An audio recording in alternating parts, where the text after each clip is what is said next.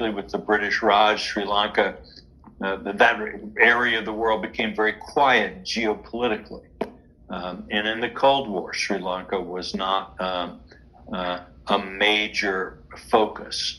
But what we're seeing today with the rise of China, competition between India and China in South Asia, the emergence of the Indo-Pacific as a central theater of geopolitical competition, Sri Lanka has emerged in a much more prominent way in the thinking of people around the world.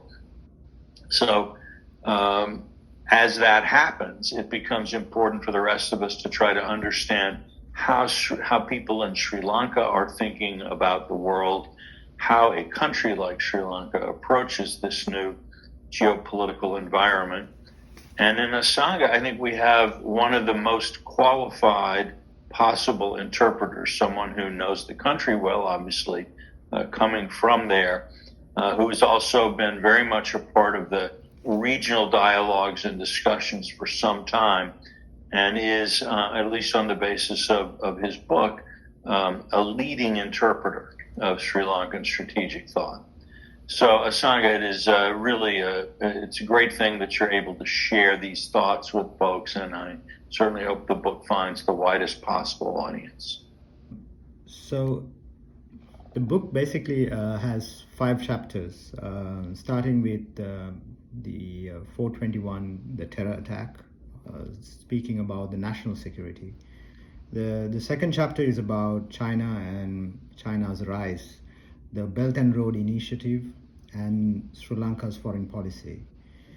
The third is about geopolitics. Basically discuss about a wider perspective, bringing in the Indo-Pacific into the discussion. Fourth chapter is about sustaining the democracy, the internal domestic issues in Sri Lanka. And the domestic political stability is the last chapter, and how to maintain the stability.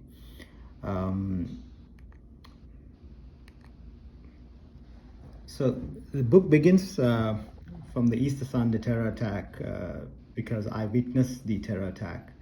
I was few minutes behind the bomb attack, and myself and my family on that day at the Shangri-La Hotel. So basically it starts with analyzing the internal security dysfunctionality, as well as the external elements that triggered this terror attack, the 421, killing more than 260 people, even the US nationals as well as many others. The extremists, the bombers, who basically had multiple suicide attacks in Sri Lanka. And there was several warnings given by India, even on the day of the attack, but Sri Lankan authorities could not prevent the attack. The importance of a national security priority, to prioritize as national security, basically, of Sri Lanka, was basically, I discussed the importance of it, because Sri Lanka is a state that has fought a 3-decade war. Then you had 2 youth insurrections, killings. I mean, there was so many brutal assassinations during 1971 and 1988. So you have a kind of a national security state. I argue by bringing in the existential threat to the country, and because of the instability which is happening in the political level, as well as the external influences to the country. Bombs and elections is one of the write-ups on that particular chapter, which got wider popularity. I found a connection between bombs and elections in South Asia, not only in Sri Lanka. Looking at Benazir Bhutto, where bombs and elections, do they have a connection? Looking at Rajiv Gandhi of India, then again in Sri Lanka, several attacks prior to the elections, and how much of impact does the bombs have on the electoral victory, basically to the government or its opponent? That basically requires further analysis, and so it's just one particular piece which I have written, and I think it needs further analysis, because South Asia, if you look at all the other regions of the world, South Asia stands out in this context, basically on the threat from bombs, as well as closer to the elections. Then I basically discuss about Sri Lanka as an island nation, basically sitting at a geostrategically important location in the Maritime Silk Road in the Indian Ocean. How important is maritime defense for Sri Lanka? And in this context, I bring in the importance basically of the Indian Ocean, the security of on the maritime domain awareness. I bring in coastal security, starting from the British era where they had towers. So I compare with the Martello towers and the modern technology, and what sort of things are happening in the Indian Ocean, the Piracy Issue, and many other perspectives on the marine perspective, and how important Sri Lanka is in this geostrategic, as a geostrategic hotspot in the Indian Ocean. The NTS is the non-traditional security threats that the country has, basically. So I capture the environmental security side, the health, and the other areas on security. And moving into the chapter ends basically of discussing importance of a national defense policy, a coherent policy. Referring to India, I basically bring in Atal Bihari Vajpayee, the Indian Prime Minister. He speaks about importance, even Narasimha Rao, importance of India having a national defense policy, which India doesn't have.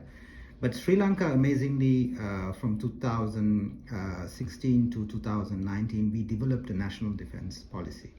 But unfortunately, what I say is that these policies need to go to the public, and some are declassified, so they can go to the public, but it doesn't happen in Sri Lanka.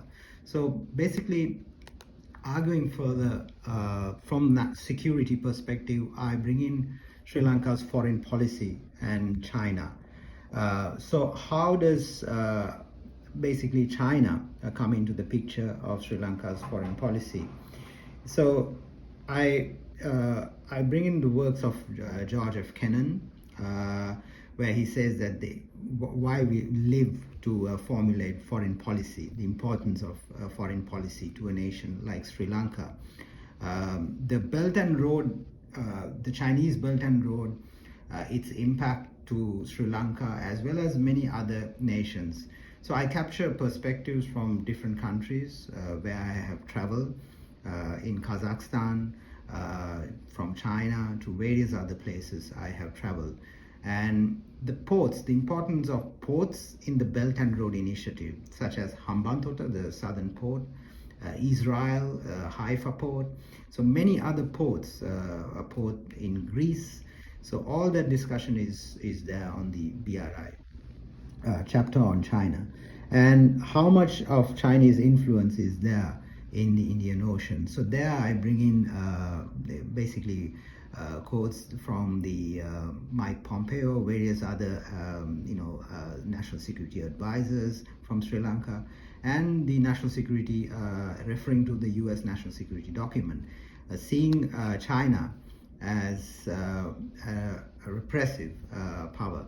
So and also how can Sri Lanka balance its foreign policy? Sri Lanka from its history had a non-aligned foreign policy. From its independence 1948, we were in the non-aligned group, so during the Cold War. And from there, our basically leaders start speaking about a balanced foreign policy, where we balance between the major actors, India, China, and the US. And I call this a triple spear of influence coming into the country. And where I mentioned that the regime, which is right now in power, is bandwagoning with China because of the significant tilt that the regime has towards China. And this, basically, while they express that they would balance, but in practice, they bandwagon with China. So I bring in the works of Henry Kissinger, where he mentions that Chinese are playing Wakey, not chess. And it's not the center of the game, but then it's about the surrounding, basically, each piece. And so the understanding of the geostrategic game of China is really important. I think this particular chapter highlights the broader perspective of the Chinese strategic trap in countries such as in Sri Lanka.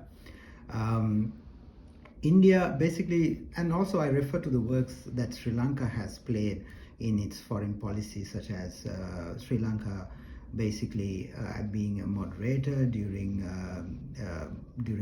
Sirimavo Bandaranaike, the first woman prime minister, who was a who was also handling the foreign affairs at that time.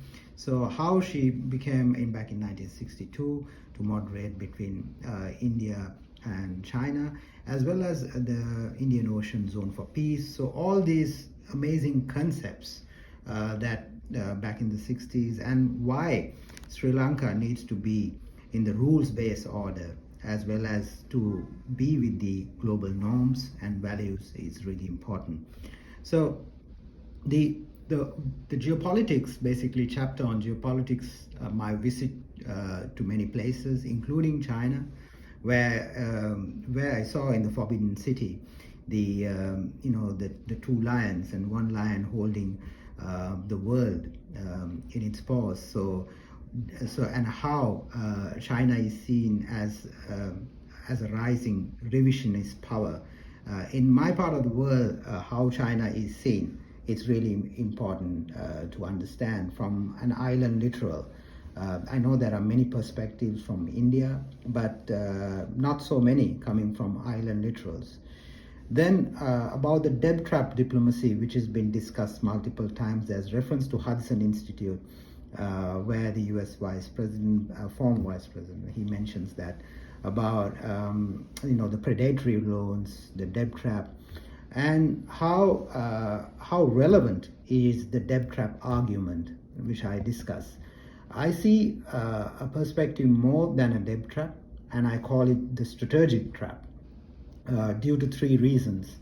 The first reason is that China's interference or China's influence towards the political sphere, the democratic political sphere, pulling towards an autocratic or semi-autocratic model.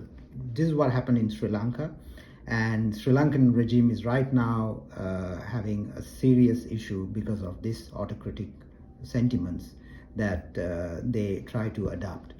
And the second is the basically the serious corruptions, as well as multiple human rights concerns. So I would call the second issue is actually on the human rights, where China supports nations like Sri Lanka, and it supported a month ago at the Human Rights Council, where we are not allowed to basically play a role and adjust or basically listen to the recommendations and work towards it. But China supports the regime basically on the human rights front. And reciprocally, Sri Lankan government supports China on the Xinjiang, saying that we would support the Xinjiang human rights. So that's the second particular area. And the third is the military and the surveillance assistance, which is a very dangerous area. So where China steps in for the 5G network, the various surveillance, as well as the military assistance. So that's why I call it a strategic trap, moving out of the numbers, the quantification of the numbers and the debt trap. While I mention about opaqueness and transparency is a serious concern. So basically, some of the discussions that I've participated at the ORF Observer Research Foundation in New Delhi. So bring in Matthew Pottinger's argument that what if we allow during the Cold War for the KGB to build the telecommunication systems. So I draw these basically what I have heard, what I've sort of studied. So I bring these into the discussions of the present context and what's going on in the country. Does this have the same sort of the pattern towards what's happening in the country? So when you look at the engaging in the major powers and basically. So how does Sri Lanka is part of the great game because of you can see all the visits that I've sort of documented from China to the Russians. Everybody's in Sri Lanka. The reason is that we are part of the great game. Sri Lanka is part because of the geostrategic location of Sri Lanka. I think the chapter on democracy, which has more relevance now, because what's happening in Sri Lanka and the internal political dynamics. I start the chapter with referring to Thomas Hobbes' work on Leviathan, saying that Sri Lankan people are getting together. So this was written before the presidential election. So I said that we are getting ready to appoint a Leviathan, a heavy center. And I make a cautionary sort of a remark saying that it could be a nightmare also. It could turn into a nightmare, which has already turned into a nightmare a few days ago. You must have seen that on the news. It is what's happening in Sri Lanka right now is basically a kind of an Arab Spring moment, I call it, because there are three factors. The people have gone to the streets to remove an autocratic leader, and then against corruption and economic crisis. So those are the three factors. It matches with the 2010 Tunisia, what really happened. So those are the three exact factors that of the Arab Spring. So what's going on right now, I have made some cautionary remarks. So in pursuit of authoritarian through the ballot, there is a section of Sri Lanka actively consenting to rise the Leviathan. So I'm asking these questions while I'm sort of seeing the environment at that time.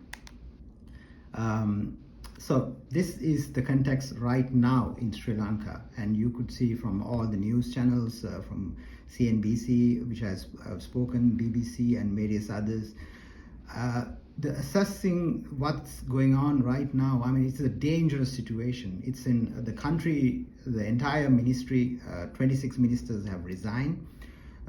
So what you have is the people are asking the authoritarian leader, the president, to step down. It's a situation that it could lead into an anarchic situation also if there is no assistance to Sri Lanka right now. So basically the last chapter on the domestic political stability, I try to argue the importance of bringing in stability, facing the pandemic with multiple risk factors. I refer to the work of the butterfly defect by Professor Ian Golding from Oxford University, where I was in his class when he taught me 5-6 years ago, before the pandemic. The book was published by Princeton at that time, but then he was saying that the next global catastrophe or the concern will be from a pandemic. And we argued as students that no, that's not possible. We have advanced in technology, we have the medical science. And Professor Golding kept on saying, no, it is going to be a pandemic. So amazingly, he got it right. This was 6 years back. And so I try to bring Professor Golding's work on the chapter on stability, the pandemic, the butterfly defect, which comes from the butterfly effect, the same concept, where how globalization has knit this world, and we are having serious concerns, and how certain things, how risk factors were ignored. And so the last, basically the chapter, I end with importance of moving away from ultra nationalist policy prescriptions and working together as a region, and having a regional security as well as a regional architectures in place. And my writing is actually towards working towards multilateralism, which is really weak in South Asia, such as SAARC as well as BIMSTEC and many other arrangements in South Asia. They need to be strengthened. So that's it. And the book is now available at Politics and Prose in Washington, D.C. So thank you so much. As many people today are speculating on the alternative scenarios of what happens with Ukraine, can you speculate on some alternative scenarios of Sri Lanka with no government at the moment? What are the alternative possibilities coming up? Well, that's that's a very important question. Thank you, Jerry. Basically, we have, according to the Constitution, if the president steps down, a member of the legislature, the parliament, should come and take office. So he would be acting sort of like he'll be in place until the presidential term ends. So, but here the people are asking for elections. They're asking for fresh faces. They're saying there is corruption everywhere. We don't want to see the same faces. So you see 100 people gathered, 1,000 people gathered, then you have so many in different areas. The judiciary is protesting. More than 300 lawyers come out to the streets. So everyone is asking for a new beginning. And this pattern, Jerry, I've never seen, because in 1989 we had an insurrection, 1971 we had insurrection, but this is not I spoke to a few of the protesters. Like, I asked them, why are you going out? They're saying they're not going out to appoint somebody, not to get the opposition, or not to. They're going out because of the economic struggle. They don't have power for 10 hours.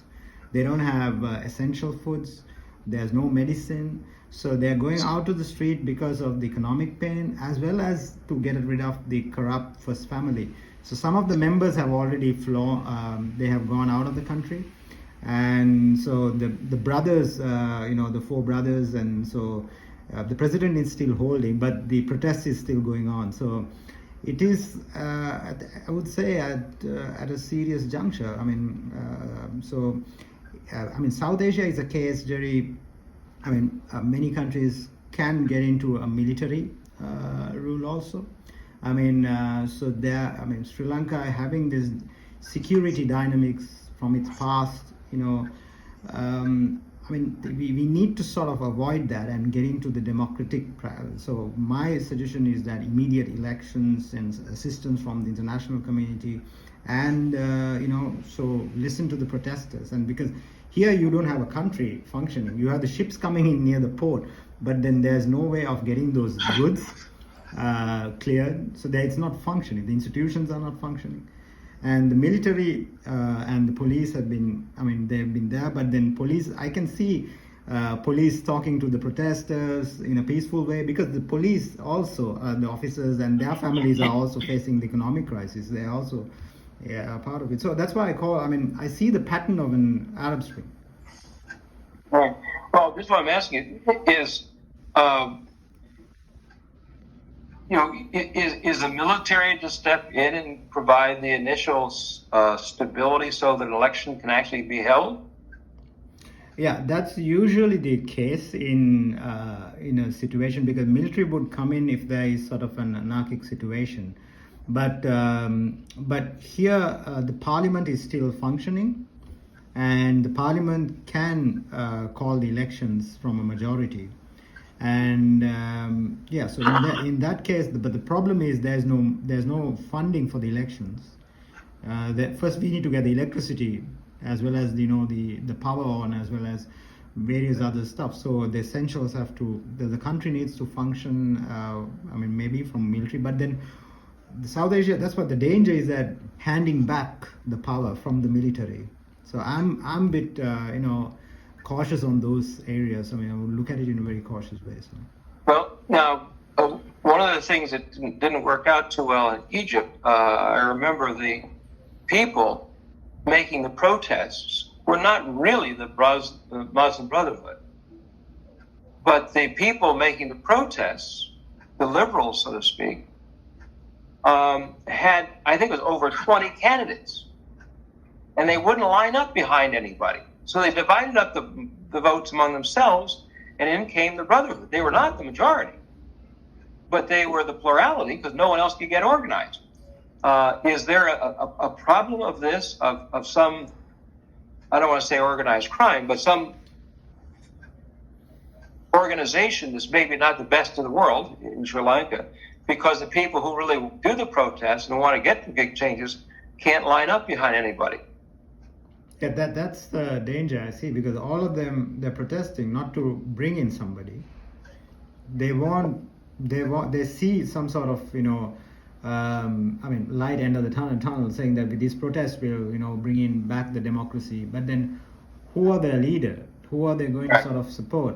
The opposition. I mean, you have the opposition leader, but then he has some clout. But then again, the protest is not for him.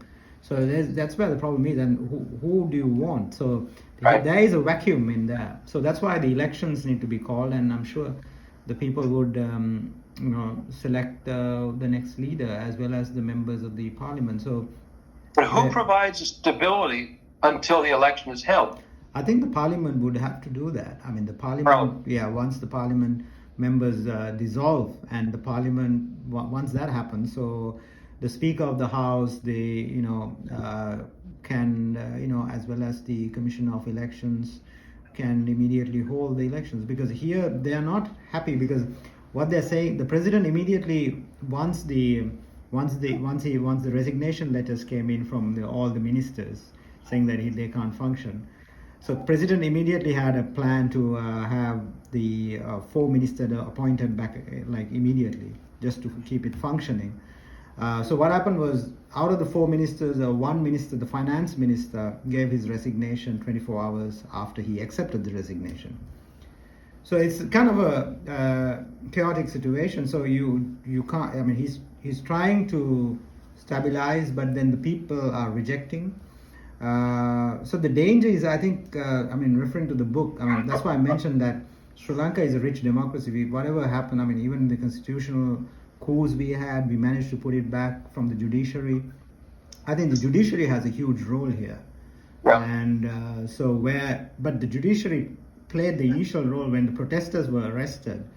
The government called them extremists, and they tried to lock them up. So the judiciary came forward and said they are not extremists, and more than 300 lawyers appeared. I mean, it's just like a huge, and we've not seen this sort of pattern. So all this is happening in the country, and I feel sad of what's going on in the economic situation, especially. What are China and India doing during this vacuum time relative to Sri Lanka? I mean, they're probably not sitting there twiddling their thumbs, I suspect. India has given economic assistance. So initially, India was the first to come and give economic assistance. Nearly about 2.5 billion was given. So they're trying to stabilize the economic situation, the oil as well as supplying of essential foods. China also came forward, 1 billion assistance, another 1.5. So multiple assistance are given to ease the economic situation. But China, is there a sense of competition? One of the things that African countries did so well during the Cold War is they would play Moscow against Washington all the time. Well, we got this from these people. What about you guys? So, are you guys? Is there any sense of competition between India and China, and who gets the next leverage within Sri Lanka? Yeah, definitely, because that's called the hedging foreign policy that we are following. So we hedge between India and China, right. And so that's the I look at certain dangers in the hedging foreign policy, rather than not having a balance on the security side. because right now, I mean, here, the situation is that, I mean, we need international assistance to put the country back again to a democratic footing. And for that, you need the support for the elections as well as monitoring and various other stuff. So, but the economic situation has to stabilize, where IMF has, I mean, they've come forward, as well as the government has now gone to IMF. There's no other option. But we would have gone to IMF some time back. But what kept us away from the IMF was the internal policy prescription of the government, saying that, you know, we going to IMF would, you know, get into, it'll be a case for, you know, coming interference to the internal sort of politics, as well as the security, various other stuff. So the ultra-nationalist sentiments kept them away. So this is the, but India and China, but here's the thing, like certain loans, we need to be extremely careful, because I've mentioned about taking loans, like multiple loans, but then taking loans and then, for example, China gave $1 billion recently to settle their own loans. So this is the first time I mean I haven't heard like why you give a loan to settle your own loan. Because it changed the interest rate. So your first loan, for example, is like 5%. Then you get another loan to pay that off, but then you're paying it off with a second loan, which is, let's say, at 2%. So you're saving 2% interest every payment. Yes, so the interest and opaqueness is a concern, which I've highlighted in my book. So, I mean, being transparent is one way that public would know about these agreements, such as the 99-year lease agreement, which no one has seen in Sri Lanka. Only the certain quarters of the policymakers. So, transparency is one key issue. I think bringing in what people are asking right now in the protest, accountability, transparency. I mean, the slogans are perfect fit, basically, of what they want. But then, how do you do it? What's the mechanism? And it's important, I think, to understand how to stabilize the country, because unstable Sri Lanka would create a huge concern, a security concern to the entire region, because Sri Lanka can, I mean, looking at the past, so it will affect India also, the immediate neighbor. I have a couple of questions quickly, Asanga. Yeah. What about the commercial trade in Sri Lanka, and also what's the relationship between Sri Lanka and the Arab countries?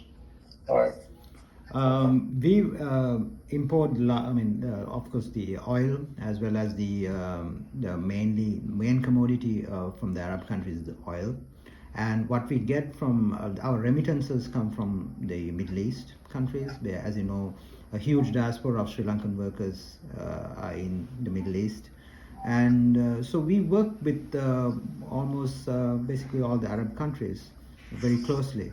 So right now the concern is that, I mean, we've been asking assistance not only from India and China, but all the countries. But India and China are the ones who have come forward.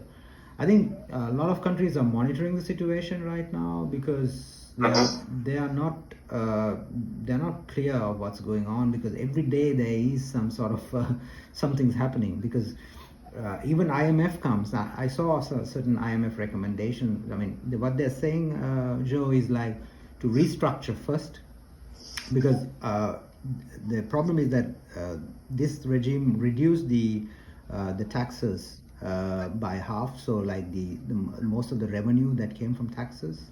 So those are the restructuring that the IMF is requesting. So Arab world and the Middle East is very important, I think, in this case. So also because of the oil issue, especially. Okay. All right. Thank you. Any other questions? We'll close out. Oh, excuse me. Go ahead, please. Yes, thank you. Thank you, Asanga, for your excellent remarks this evening. My question is if you're tracking the activity at Colombo Port, because essentially there are, Colombo Port, its importance as a transshipment hub, and the delays in processing the containers, and the buildup there, and the reverberations internationally in India and Bangladesh. So there's that dimension, but then there also seems to be this dimension of the domestic population not getting access to food and fuel and shortages there. Can you comment? Is this, how critical is the port in terms of these activities, or are some of the food shortages, are they coming from other transport, other modes of transport?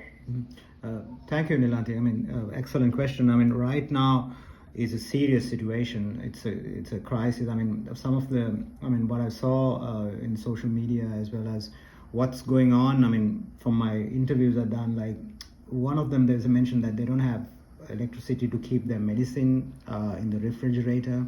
So it's a very sad situation. I mean, he was ready to sort of going, I don't have my medicine. Like, I'm going out to, like, even like it's sort of like a suicide mission. I felt so sad. Like, they are being starving. There is a serious issue because the fuel is not there. The fishermen, for example, their wives are going to get the fuel. There's no, and then the house is in a mess. So various dimensions. So the port is a very important point you mentioned, because that's where the goods come in, and then there is a delay, a significant delay. So of getting those goods cleared to, and then distributing, because people are protesting. Then the institutions are not functioning. The port, as well as So right now is in complete chaos because you don't have a minister. You don't have So there's no authority. Even the IMF, Nilanthi, I think it's going to delay in this environment, because who's going to do the restructuring? Who would do the discussions? Who would take it forward? I heard that the governor's been appointed now, the new governor, but so he hasn't taken his seat yet. So it's a complete crisis, and so there will be a delay definitely on the shipments and all that. So I would think, like, if it goes on for few days,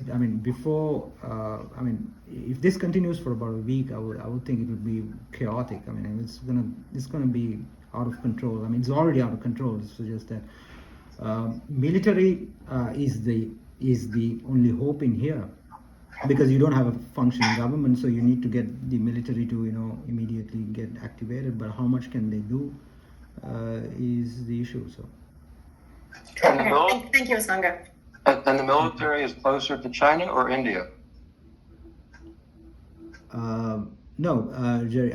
Military has been sort of, we've been getting assistance from all countries. So we are not sort of close to India or China, but there is significant influence. From my book, I've mentioned about the Indian sphere of influence as well as China, but then military would work. In a case like this, Sri Lanka is the first time we had 2 insurrections, but the military suppressed the insurrections. But those are youth insurrections back in 88 and 71. But in this case, everybody is protesting, children, mothers, everybody is protesting. And there is no external hand at all in this particular case. So the youth is out there. It started from, the events started from the presidential house, and sort of a ripple effect went into the entire country. So military is not, I think they would play a balanced role. Yeah, I wasn't trying to imply that there was foreign intervention in the protests. I understand that. What I was getting at is, if the military provides the stability, might that be an open opportunity for the militaries in either China or India to seek influence through the military relations? That's a dimension that we need to sort of look at. Of course, how they would intervene, because India and China, they both mentioned, both countries said that we will not get into the domestic affairs. But then I question in my book on how China gets into the domestic interventions. China is not the only cause, but China is a considerable cause for the large amount of debt that we can't pay. The insolvency issue, China is involved, because there are massive, for example, massive projects that's been done, Chinese projects that without much return. So the expected returns are not there. So, and we are finding hard to pay these loans. So that's the reason I call it. But I hope that they would play a balance as well as an independent role in here. So would they take advantage of the situation? But I think that's why EU as well as others could come in and you need to stabilize the situation. So that's the only way forward. Okay. All right. Well, thank you, everybody, and thank you especially, Asanga, for your presentation, and good luck with your book. Again, we appreciate you joining us tonight.